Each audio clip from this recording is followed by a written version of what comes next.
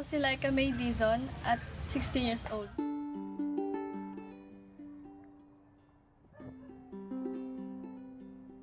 Ako ay nag-aaral sa Cristo Rey High School.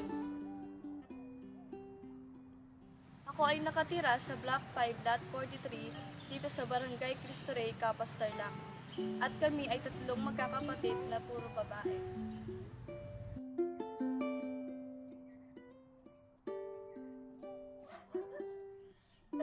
Mahilig ako sa mga gawaing bahay.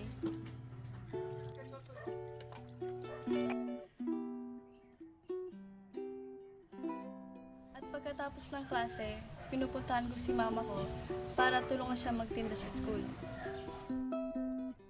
Malaking bagay ang pagkakaroon ng maayos at komportableng classroom.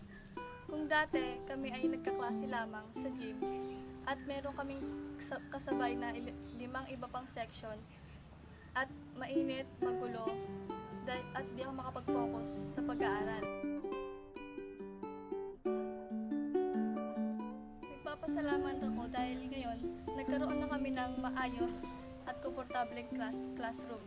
Sa katunayan, dahil dito, nagbigay ito ng inspirasyon at nakapag-focus ako sa pag-aaral, kaya ako ay nakapasok sa top 10. Nagpapasalamat ako sa sponsorship ng iHealth sa aming classroom.